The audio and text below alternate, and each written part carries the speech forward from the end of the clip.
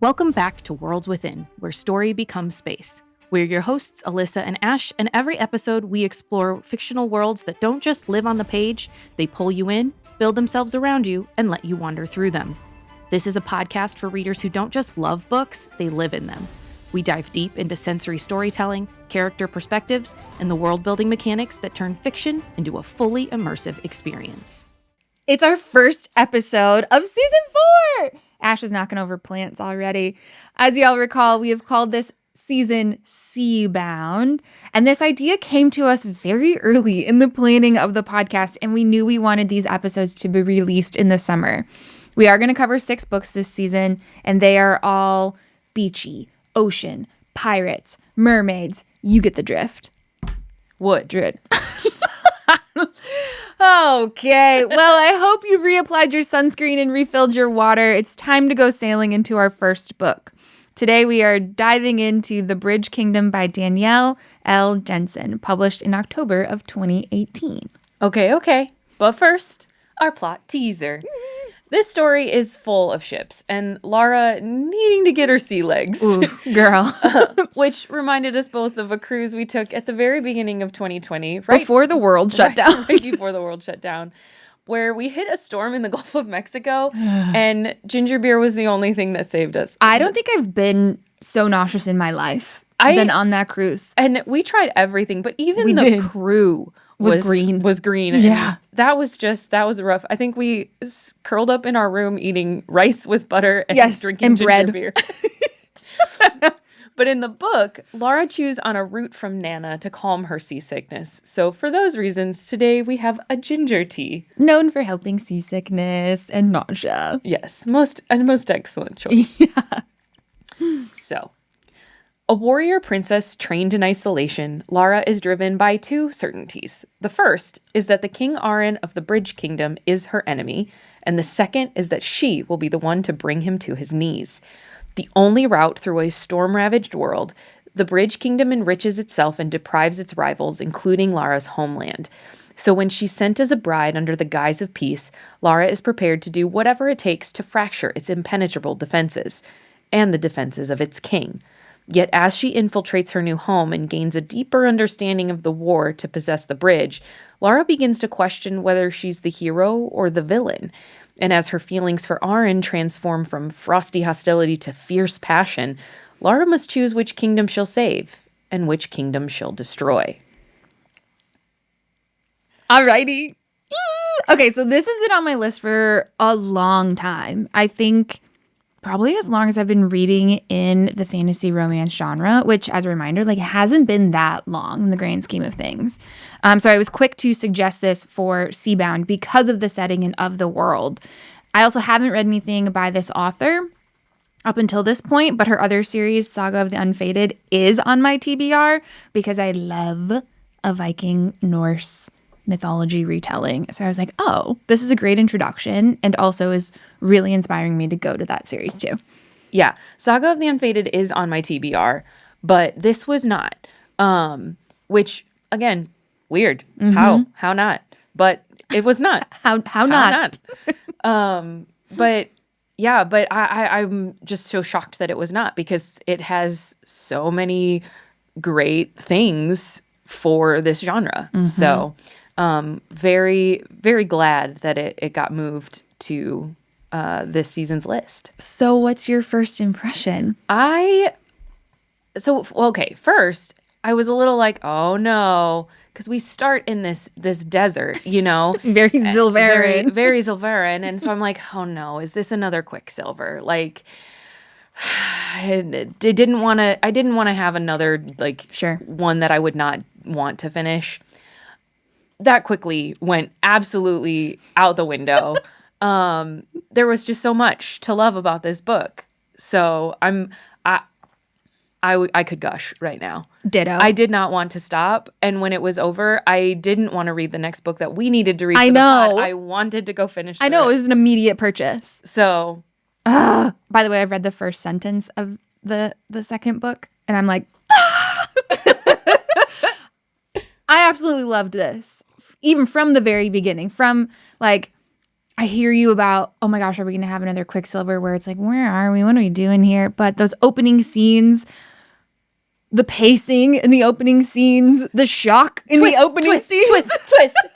And then the adventure that develops and the romance and the politics and the setting in this world, the vibes, the snakes, the sharks. Like, I loved it all. I'm hooked. And I, as I said, like, I'm with a quickness devouring the remaining books here. Like, I really loved The Bridge Kingdom, and at one point had to like pace my house reading this and go wake up my husband because I got up early to read, and I was like, I have to tell you what's going on in this book because I just need to like externally process what's happening. See, my husband wasn't home while I was reading this, but I was sitting there and I'm like, I can't even bite my nails because they're the gel, but I'm just like, if I could bite my nails, they'd be gone right now. Mm-hmm. Oh my gosh, it was so good. Okay, so now that we've gotten through our first impressions and we're on the verge of just absolutely losing the plot here, let's get into our characters and kind of the emotional weight of the world. Let's understand who the players on the board are. So first we have Laura. She is our female main character. She has been raised for 15 years in isolation with her 20 other sisters. The king has a harem of women, and he'd just be spreading it around. So at first I didn't, and I don't know if I like missed this, but they talk about she was raised there for 15 years. Yeah. And the way it's presented, it's like she was taken as an infant. And I'm like, Right. You are 15? Right, thinking like, oh, is this YA? No, she was taken when she was like 5. 4 or 5. Yeah. Right. And so I was like, oh, okay, that makes this much less icky. Yeah, for sure. And where she has been raised in isolation, she and her sisters have been trained as weapons, essentially. This is to fulfill a 15-year treaty that Maradrina, which is where Lara hails from, has with Ithacanna. We'll get into that. Lara then learns the truth about the world and falls in love, but it's a little too late. Anyway, Lara, as a character, she is smart. She's cunning. She is incredibly brave and capable. She has a temper. She's witty. I think we just love her. She reminded me a lot of Araya from Serpent and Wings of Night. A little less bratty, but equally as strong and equally as many daddy issues. Yes. I think also a little bit more, not quite cocky, but overconfident. Capable. I think, but a little overconfident in some areas. Because I will say, like, there was a lot of times where I was like, if you would just communicate and like rely on your partner or other people and be honest, then we wouldn't have these problems. But you just had to do it all and had to think that you were in control. So there was a little bit of that. But for the most part, it's earned. So that's why I don't want to use the word cocky. Yeah. But sometimes a little overconfident. That's fair. Some quotes I've pulled out here to help kind of describe Lara are so great. One is, I will be the next queen of Ithacanna, and I will bring the Bridge Kingdom to its knees. Girl, yeah. Slay. And slay she does. And slay she does. And next one is, she says, I've been trained to endure pain. And I was like, this is just being a woman. But also, like, this is Lara's lens through which she is moving through the world. Like, I've been trained to endure pain. I am incredibly capable of handling whatever is coming my way, or so she thinks. Yeah. I love you pulled that Aaron calls her an insufferable woman. Aren't we all? Yes. Aren't we all Well, just at some point insufferable women? Of course we all are. Another thing I pulled out is she says rage gave her focus. And I was like, oh, me. Me. I've been told that when I get really angry, I get really clear and really sharp. And that's very true. So I'm like identifying with Lara's rage and focus here. She's very sassy. Yes. And so she says, he tells her, give me one good reason why I shouldn't slit your throat. And she forces a smile onto her face and says, it's not very creative. That had me laughing out loud. Like, you're literally, you could be dead right now. And you're just like, it's not that creative. Like, you could think of a cooler way to kill me. You could do this better. Let me give you some other ways that you could do this. So that is Lara. Moving on to our other main character is King Aaron. He is a twin born just a few minutes older and has become the king of Ithacanna after his parents drowned. Very sad story there. Yeah. And he doesn't really want to be... Oh, no. We're starting the season off with dead mothers. Oh, shoot. Oh, hopefully that doesn't continue. Well, we'll see. We'll see. He doesn't want to be king. He at one point says, like, if I hadn't been born a few minutes earlier than Anna, his sister, then he didn't have to do this. But he is committed to a sense of duty and honor and protecting his people. And he dreams of a bigger, better, brighter future for his people and for his kingdom. He really is just like a social justice hero. I love him. He's great. Yeah, he like you said, he's very committed to to duty. He wants to be the commander. He wishes that he and Anna could switch places, but he knows what his role is, and he takes it very seriously. And this I didn't understand. So they all wear masks. Yes, all the time. Like when they're engaging with other kingdoms. And sometimes if they're in, like, depending on the level of battle, it's just like I was picturing like ski masks with the slit eyes. Yeah. But his like official king mask, his more armored mask, is very intimidating, which is kind of feeds the like vicious portrayal of him that other kingdoms have. And his mask had a snout like a lion's, open to reveal glittering canines, and horns like a bull sprouting from both temples. Not a man, a demon. Yeah, and it affirms like all the stories Lara's been told about King Arin and Ithacanna, like, and who they are. She's like, yeah, these are not people, these are demons. Yeah, because I have to fight them. Because while his is the most vicious, that is not out of the norm. All of them have these, like, again, in this more official setting, have these very intimidating and, like, imposing masks. Yeah. So he's our love interest. A couple other characters I wanted to bring out here. Players on the board, or major players on the board, are King Silas Variant and the Masters. So King Silas Variant is Lara's father. He's the king of Meridrina, and he is a low-down, dirty snake. And not even in, like, an actual snake that we see at Midwatch, but, like, a snake of a person. He has told Lara and the kingdom lies about why these people are starving. They've totally villainized the Ithacanians for his own greed and his own gain. And it's so, when you find that out as a reader, you're like, the awful person leading this country or kingdom. Slip there. I don't know. I feel like it's a country. Kingdom. I feel like they're the same. I don't know. I don't know. But underneath him, he is unfortunately not alone in his terribleness. So he has his master of secrets, the magpie, who Lara is very well acquainted with. He provides her with, like, all of her poisons and everything that she takes to Ithacanna, and she is the one that he communicates, or, like, they communicate in code via the letters. And then, sadly, Master Eric, who kind of redeeming, I guess. Very duty bound. And loyal. And so, like, I don't think he's a bad guy. I think he just because you bad guy doesn't mean you bad guy. I think you're right. He's duty bound. He's loyal. He was doing what he was told to do for his king. But obviously, like, you know, spoilers, he kills himself. Like in chapter 2. Like right away. Yeah. This is, it was like, oh.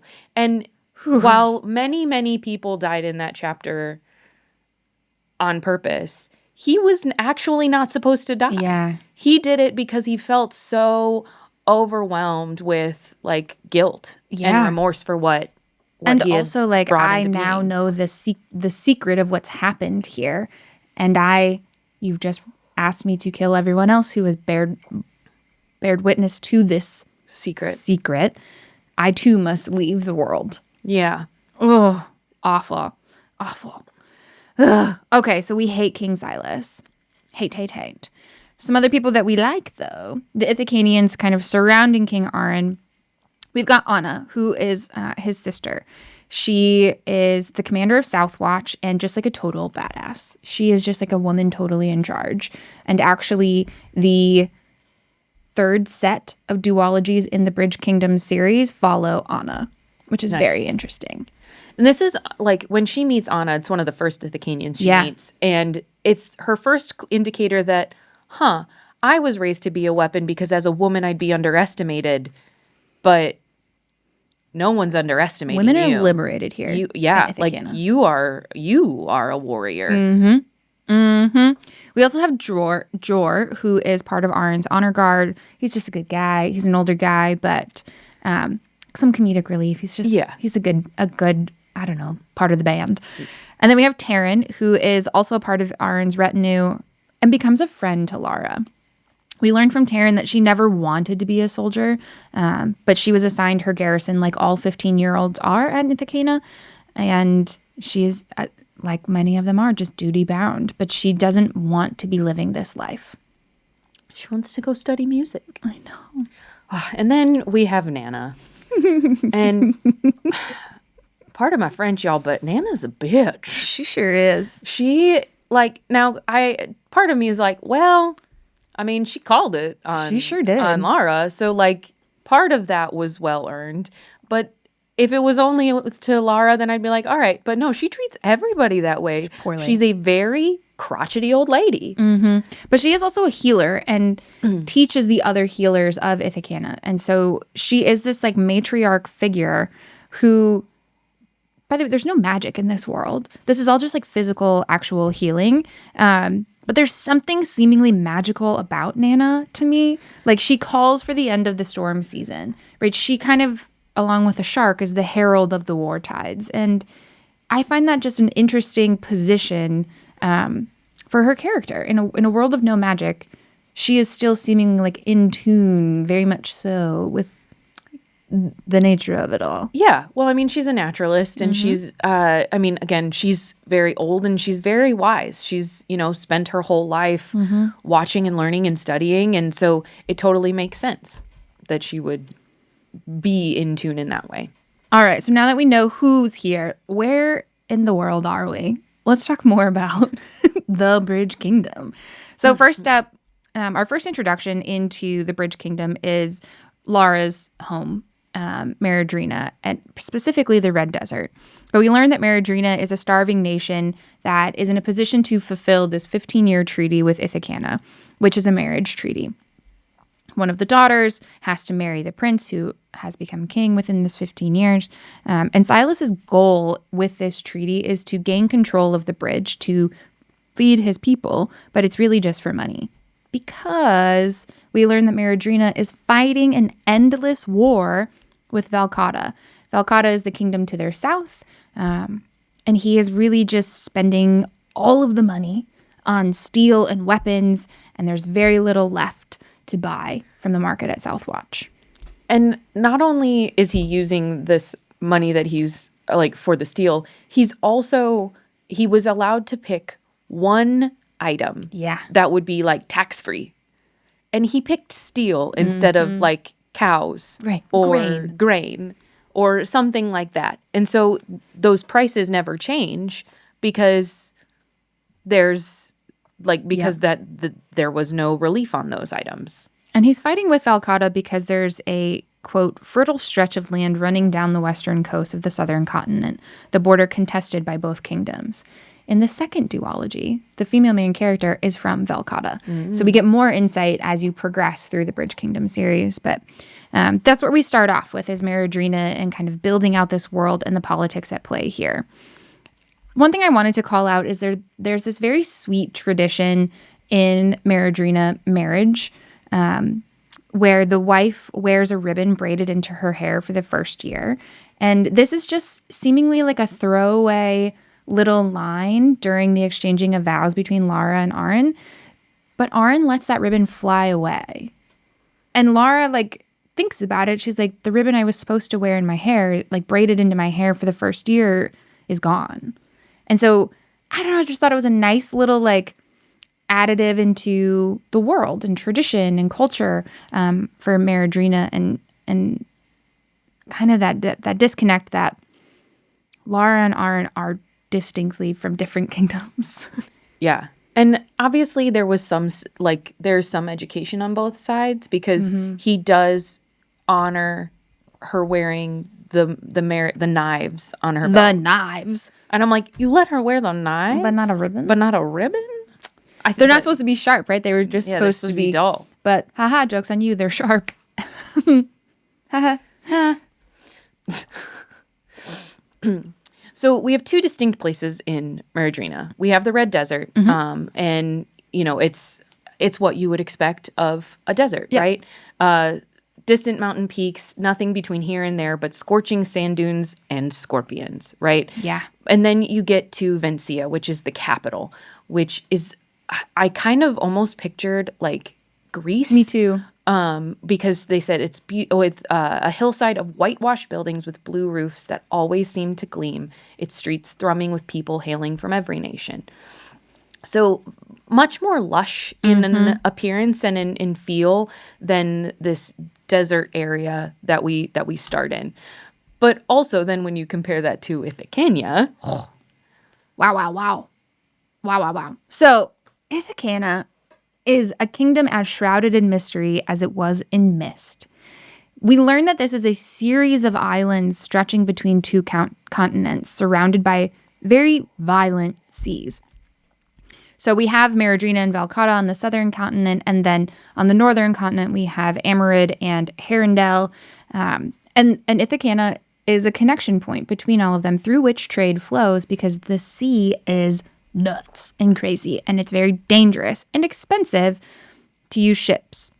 So there is a bridge stretching above and between all of the islands, and it's the only way really to travel between the continents 10 months out of the year because of the tempest seas.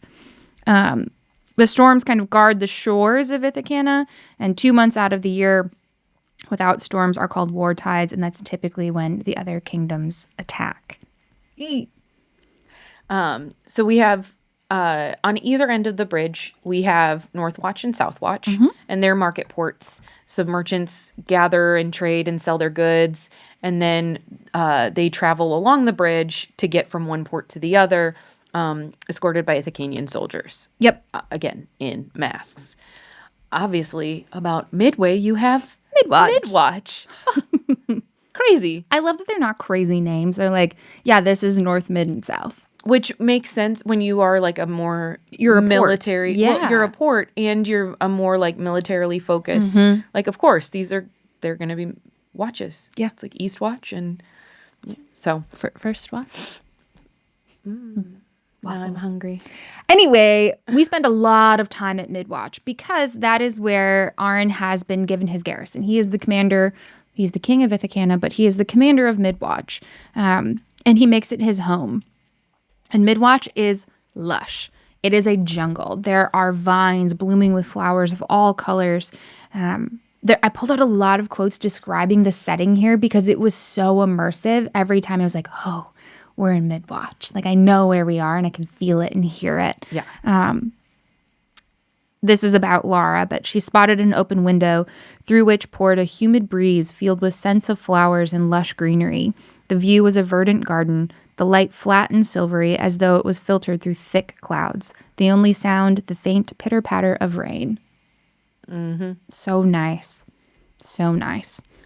And this is obviously very, very different, a different kind of heat than she's used to. Yeah. Because of the humidity. So she said the humidity of the air made her feel like she was breathing water. Oh, same.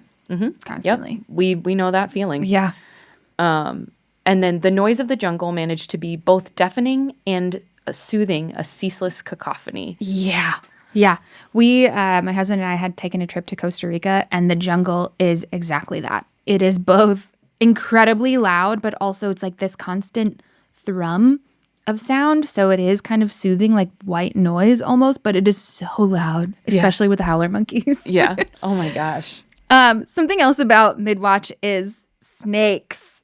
it's a jungle. Of course there are snakes, but snakes are sneaking in through open windows. And it's common for like the people of the house to say like, hey, you need to check for snakes in your sheets because the snakes like to tuck themselves in. So it's important to check. And this is an important thing to remember for later in the book, but I'm not going to spoil it. And at one point they go to this little outskirt island, which I've just deemed Snake Island, because it is littered with snakes, so much so that Arryn throws like a fish onto the beach and you see all of them like descend upon this fish. And there's this game where, well, if you can make it from here to the door door for the bridge. Thank you. I was like, what is the word? Then you win, right? You have to outrun all these snakes. And it reminded me, I don't know if you've all seen it, that YouTube clip of the lizard running through Snake Island. There's a version where Snoop Dogg is narrating it. That is what I pictured. It's just snakes everywhere. And that is Gilmore Girls reference. After Lorelai sees snakes on a plane. Anyway, enough about snakes. Let's talk a little bit more about the bridge itself. For me, it was kind of hard to picture. Yeah. I can picture these islands. I can picture a jungle. I got the seas. Yep. But then there's just this bridge running through the whole thing. And it's not like, I mean, and it's like it's enclosed. It's kind of like a tunnel. It's weird. And like the stone is like described like so specifically. It's a distinct type of stone. Yeah. That Lara comes to like recognize even the smell of it. Yes. And it's like built over the islands and then over the water. But like she even says like it doesn't seem like it was built. It seems like it just was there. It was just appeared. It defies reason. It defied logic. And it should by all right not even exist. Like it's just a feat of architecture that is beyond conception. It was a really interesting, I don't know, piece of this world and seemingly so important and also shrouded in mystery the same way the whole island is. Because, yeah, on the outside, it's just like, yeah, this great gray serpent, I think Lara calls it at one point, snaking through and it's hollow. Yeah. But it also has secret entrances and exits, not just at like the specific ports. There are mile markers inside that no one else knows about. You can get to the top of the bridge and then there are rings that you can then rappel from. It's much more complex than it appears from the outside. Yeah. And obviously it's a very tightly guarded secret. Like if you're a merchant going through that, you are going from one end to the other and there is no escaping once you're in. And you're escorted. Yeah. It's very cool. There are some really great scenes of, like with Lara traveling through the bridge, being on top of the bridge, falling off the bridge. It's very great. We love the bridge. Even if it's a little bit hard to picture. Yeah. But I think that's kind of like the point. The point, and also like very on brand for this book. Yeah. Like it is more than you can comprehend because even Arryn, who has seen it for his whole life, like is shocked by it and like impressed by it when he sees it, you know? So something that is less hard to picture is Harrenhal. And Harrenhal is what I've deemed just like Ithacanna's Valaris. It is a secret place. It is not on the maps. It is not known to the other kingdoms. It's a secret island where the Ithacanians evacuate to during war tides. And it feels like the true capital of Ithacanna. And it's just, I don't know, a seemingly magical, safe, quiet place hidden behind a portcullis covered with seaweed and barnacles. Metal chimes are hanging from the tree branches, filling the air with delicate music. Is some pull quotes here, but people feel really safe here. And at one point, Arryn has developed enough trust in Lara to take her there. And this is where Lara learns to swim and learns to like finally find her sea legs and deepens her love for Arryn and for Ithacanna and truly becomes and like stands in her power as queen. Again, a little too late, but it's just this lovely moment of peace that Lara gets to experience. And it's really it's a substantial amount of time. I think it's like it ends up being like the 10 months. Yeah. Which is fantastic. Yeah. And then outside of the 10 months, we have something called war tides. As you recall, war tides are the 2 months out of the year where the storm's kind of quiet. And this is when the other continents or other kingdoms attempt to attack the bridge. This is heralded by a shark. Typically, when the shark comes closer to shore, they kind of know this is the end of the storm season. And then Nana often will say, like, the storms have ended. Yeah. But they say, like, it wouldn't be long before Ithacana's waters were red with blood. And our first attack happens by the Amerindians, who we hate. Ooh, that first attack, though, we learn about the defenses that Ithacana has built.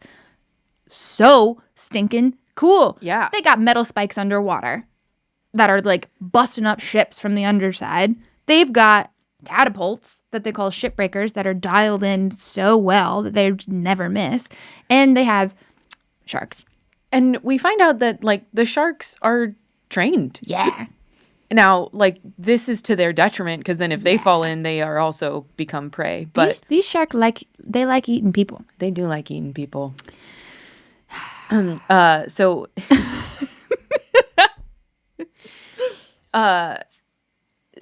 Ithacanians are drafted automatically when they're 15 for their first garrison, and they have no choice but to fight. So most of the people that we meet have been fighting for a while. Yeah, this is their whole life.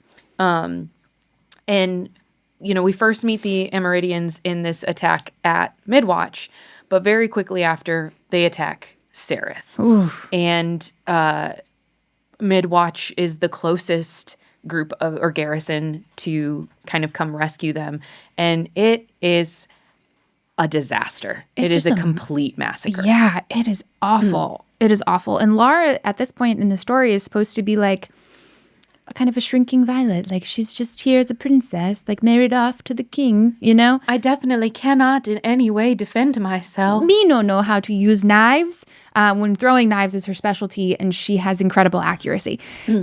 So she has to step in and kill some bad guys here.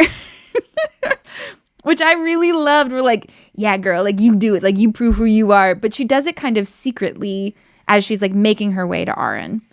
And, like, they come across it later, and they're like, no one was over here. Yeah. Well, how did all these people die? They were killed with their own weapons. She's like, that's just crazy. That's wild. How do you know? How can you tell? And that's Aran's first little flag. Like, something is not as it appears. Yeah. Part of this, though, is you see not just the strength of the Ithacanians and understanding of war tides and, like, why it is such a loss when enemies come ashore, because they kill with no regard to life. But you also see how this community and how this kingdom grieves together.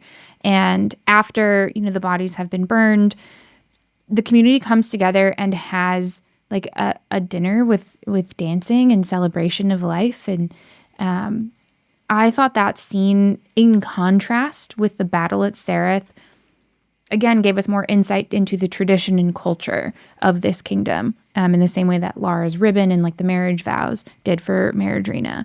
But it says, like, Lara ate grilled meat and vegetables, drank the frothy beer from a mug that never seemed to empty, and warmed her hands against the flames when the night breeze turned cool.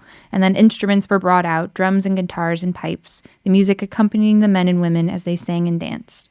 And she just wanted to sit and enjoy it and listen and learn from these people. Yeah. It was I think it, again, that we've talked a couple of times about how she kind of learns too late. She starts, like, realizing, again, on her end, that things are not as they have been portrayed to her. And she starts falling in love with these people very, very quickly. Yeah. But she has this lifetime of learned, thought and opinions. And she really struggles and is stubbornly against changing her mind. And it's really, really sad. Yeah. Lara's a great character, y'all.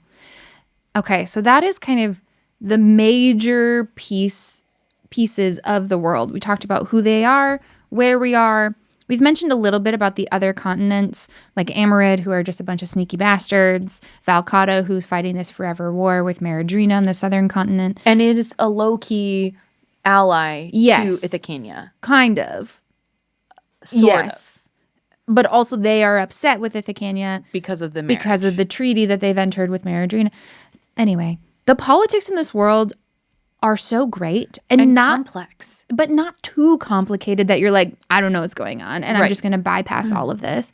They're complex enough and complicated enough that you're like interested and there aren't too many people or too many players on the board that you lose track of what's happening. Agreed. The other kingdom is Herondel, and this is a northern continent. We've mentioned it a little bit, but they are also allegedly entering a marriage treaty with Anna, but they never send for her. And I'm so curious about it, and I want to learn why. Well, Why is it taking so long? Well, and I wonder, like, obviously. Do I have to wait for book 5? Oh, geez. Right. Maybe. I got a lot of reading I to do. wonder if it's partially to do with the whole sneaky bastards and the Amerindians. yeah, and like all of that. Mm-hmm. I don't know. Okay. Anything else about the world before we get into some poll quotes? No, Okay. I'm good. Let's do it to it. This is early on. This is when Lara is at the oasis in the Red Desert where she has been raised and trained. And it says, the scent of the oasis drifted over Lara on the faintest of breezes, the smell of fruits and leafy things, the char of cooking meat, and above all, water. And just what, like, I don't know, I'm reminded of Saris and in Zilverin and just like the thirst for water and understanding we're in this desert and Lara's ability to just like have this scent of water be so recognizable. I liked that. Obviously, growing up in the desert, Lara doesn't have a lot of experience with water, and so when she gets to onto the boat to go to Ithacania for the first time, this is the first time she's really seen or smelled or experienced the sea. And so she tugged aside the curtain to get her first look at the sea, the scent of fish and brine in the air. There were white caps on the water, and the rise and fall of the waves stealing her attention. And I love when I get on a boat for the first time, like for like a cruise or whatever, and you get out to sea and you just the rocking and I'm glad you like it. well, I Laura mean, didn't love it. Laura didn't love it, and to be fair, we didn't love it the one time that we went together. Not at all. Not at all. And as she's traveling across the sea from Maridrina to Southwatch, it's only about an hour of a trip, but it's Lara's first time on a boat. And she's like, this does not feel good, and describes the clouds hanging low over the white-capped sea, shifting and moving like sentient beasts, and just she's like at one point like gripping the railing like, oh my God, just get me off of this. Get me onto land, please. We get a lot of descriptions of water, I mean, which would make sense for seabound, but the violent winds that come with the storms, the way the sea is churning every time. But we also get some like quiet mentions of water too, like when Lara first takes a bath at midwatch in the hot spring and says the sensation of being wholly immersed in warm water was an unfamiliar delight. And she's just starting to find these moments of peace despite her circumstance.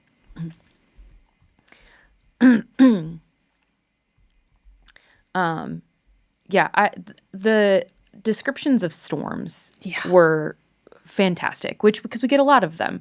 And I see that you have a birds within moment. What? I mean, that's crazy. Loosely. That's so weird. I know. I'm really shocked. Who would do that? So we get the ceaseless deluge of rain were regular occurrences, but then again, I was really just obsessed with the jungle. Me too. With her description. So Lara took a deep breath of the humid air, tasting the salt of the sea on the soft breeze and smelling the damp earth, which again, coming from a desert, Yeah. so new for her. A silver mist drifted through the jungle canopy, the air filled with the drone of insects, the call of birds, and the screeches of other creatures for which she had no name. And like she's trained obviously to take in all of the answers or all of the details of a situation, but there's just so much for her to take in, and she realizes how much she doesn't know, and she almost thirsts for that knowledge. She like wants to explore and know, and not just in the context of doing what I need to do, but also like I want to know. Yeah. I want to know. It's so good. Okay. I think we're ready for portal moments. As you all recall, at the end of every episode, we talk about our peak portal moment, the moment where we felt the most immersed, where the world felt the biggest, the realest, the scariest, where it took up the most space. I'm going to let you go first. So you actually referenced mine. Really? And I will say it was really hard to pick one. I know. Because There's not so where like there were some books last season where I was like, I'm picking this because it's the closest thing I can find. We're looking at you, Whispering House. This was, oh my gosh, which one do I pick? Know. And you referenced the one I settled on, which was the first time that Lara goes to the hot spring between her room and Arin's room. Because one, it is the first moment of peace for her, like you mentioned. And like, that's not something she's ever known, you know? And so to find that. But then also, like, she's never really truly taken a bath. Yeah. Like, there's just so much new about it for her. But also from, like, a personal standpoint of, like, I would love to sit in a hot spring like that. Yeah. And, like, it kind of reminded me of your portal moment from Quicksilver. No, from Court of Winter? That's what I meant. Yep. Court of Winter. I was like, wait, you threw me off. I was no. like, I was just thinking that of Court of Winter. Lara. Yeah. And just like the peacefulness and the serenity and like that you can find that moment in this like crazy situation that you have found yourself in. I felt very like at peace and restful in that situation. I love that. Mine is the exact opposite. There is no peace in my portal moment. This is the battle at Ayla, which is after Sereth. At this point, Arin agrees to let Lara come along, but only as a healer because she has been able to stitch up some wounds. And he's like, oh, fine. If you have to come, I guess you can come, but you will stay over here with the healers, hidden. Don't be found. And the way Lara is watching this battle play out on the beach, and the way it is written, too, everything is like interrupted with, and the boats kept coming, and the boats kept coming. Like these long boats kept coming from the ships out in sea, delivering more and more and more of these enemies to the battle. And it's just tragic and awful. And Lara is watching people that she is growing to love and care for deeply be slaughtered on the beach. And she's like, I cannot sit by and watch this happen. And so she starts sprinting back and forth, dragging people with her back to the healers. She's taking action. She is just trying to help save people. And then finally, she hears the shipbreaker go off and land and hit the ship. And it's just the relief of finally it got calibrated and unstuck and it worked. But Lara's just like, I don't know. It's just this moment where she's like, I'm committing to this and I'm running out there, risking my life to help save people that I've been trained to think are my enemies. Ugh, so good. So what's so interesting about that, though, is she's still a little bit conflicted. Yeah. Because she could fight, but she doesn't want anyone to know yet. She's like, I can also heal. She's like, I'm gonna help how I can without ruining, like without revealing who and what I really am. Ugh. And it's like she hates it, you know, and it's such a compelling moment for her. Man, it's so good. It really is. I think that might be a wrap. I don't want it to be over. I know. Thankfully, there's so many more books. I know. But that's a wrap on this episode of Worlds Within, where story becomes space.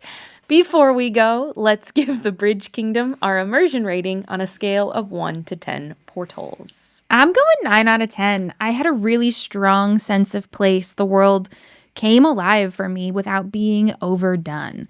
The politics, as we talked about, were complicated enough without being confusing. They were still interesting. I think what would have kicked me over to a 10 is some slight magic. Just a little bit. I don't want a lot. I don't want a complicated magic system. I just want a little bit, maybe. Yeah. But still very, very, incredible. 9 out of 10 here. Yeah, I was also going to go with a 9 out of 10 because I couldn't put it down. I know. And, to my detriment, stayed up way too late reading it one night. But yeah, again, complex but without being too complicated, and very vibrant. And the fact that I'm like, this whole book was a portal moment for me. Just really, it was really, really well done. What a way to kick off the season. Yeah. Golly. Thank you for joining us as we brave the tempest seas in the Bridge Kingdom. This book is the first one in an incomplete series, as we've talked about, but it is organized in duologies. Lara's story continues in The Traitor Queen, which I think we're both ready to make our next read. I desperately need more of these islands, more politics, more banter, more bridges, and yes, probably even more snakes and sharks, because I like the animals. As mentioned, the other duologies do follow different female main characters, but are all within the same world. So I believe books 3 and 4 follow a woman from Valcata, and then 5 and soon to be released 6 follow our beloved Southwatch commander, Anna. Nice. Up next, we're diving into the depths with A Wraith Beneath the Tides by Amelia J. Yo, this is described as Pirates of the Caribbean meets Atlantis, the Lost Empire. Oh and my God. It definitely delivers. Yeah. So find an eye patch and your spyglass, and because it sounds like we have some exploring to do. Until then, follow along on Instagram and TikTok and tell us, where did this story become space for you? Bye. Thanks again for joining us for another episode of Worlds Within, where story becomes space. Follow us on Instagram and TikTok at Worlds Within Pod for more episodes, sensory guides to your favorite books, and more. And don't forget to subscribe on your favorite podcast streaming platform. Bye.